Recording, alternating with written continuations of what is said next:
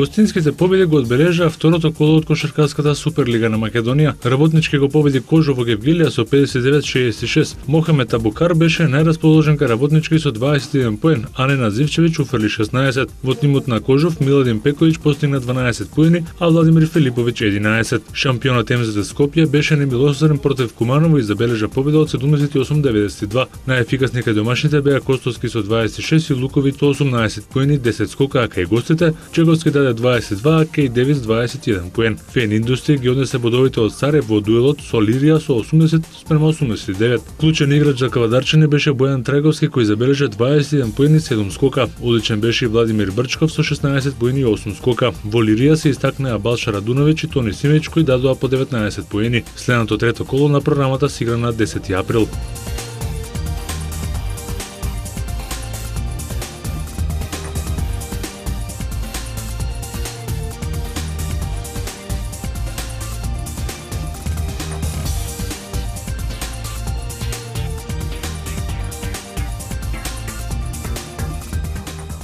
Американската тенисерка и светски рекет број 1 Серена Вилијамс направи пресрт против Јелена Јанковиќ во финалето на ВТА турнирот во Чарлстон за победа од 2 спреведен во сетови 3-6, 6-0 и 6-2 и ја освои титулата на овој турнир. Ова е втора титула за Серена Вилијамс на турнирот и незина 15-та последователна победа или 49-та во незината кариера. Втора недела поред Вилијамс го губи првиот сет во финален надпревар, а потоа ја освојува титулата. Пред 7 дена тоа се случи на турнирот во Мајами против Мајра Шарапова. Јанковиќ направи 2 брейка за успехот во првиот сет. Потоа Вилијамс освои 12 од следните 14 гейма и ја освои титулата. Дуелот во Чарлстон беше 10-то соочување на овие две тенисерки, по кои Серена Вилијамс има водство од 6-4.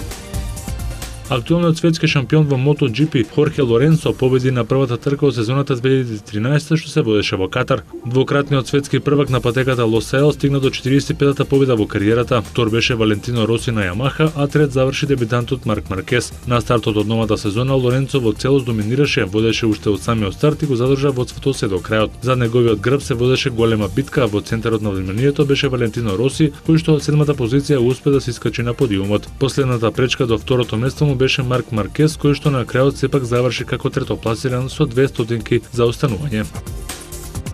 Во NBA лигата одиграни беа 9 средби синоќа. Тимот на Њујорк Никс ја продолжи победничката серија на 12 со победата на гости против Оклахома со 125-120. Њујорк за прв пат во последните 13 години успе да дојде до 50 победи. Кармело Ентони со 36 поени, 12 скокови, Джер Смит со 22 коша од клупата беа клучни играчи во гостинската екипа. На Тандерси не им помогна ниту 37 поени, 11 скокови и 8 асистенци на Весбрук, како и 27 поени на Кевин Дурент. Во градското дерби Клиперс беа подобри од Лейкерс со 109-95. Клиперси за прв пат по пауза од 38 години ги добија сите сезонски дуели со градскиот ривал и за прв пат во својата клубска историја ја освоја титулата во дивизијата Пацифик. Блейк Грифин со 24 поени, 12 скокови, Крис Пол со 24 поени, 12 асистенции и Крафорд со 20 поени од клупата беа лидери кај Клиперси. Кај Лейкерси кој Брант и Двајт Хауард дадоа по 25 коша. Јута со победата од 97-90 во Оукленд над Голден Стейт се вратија на 8-то место во западната конференција. Мо Вилијамс со 25 и Ал Джеферсон со 19 поени и 12 скокови ги предводија гостите од Солт Лейк Сити, а улогата на најефикасен играч кај Ворлс ја имаше Стевен Кари со 22 поена.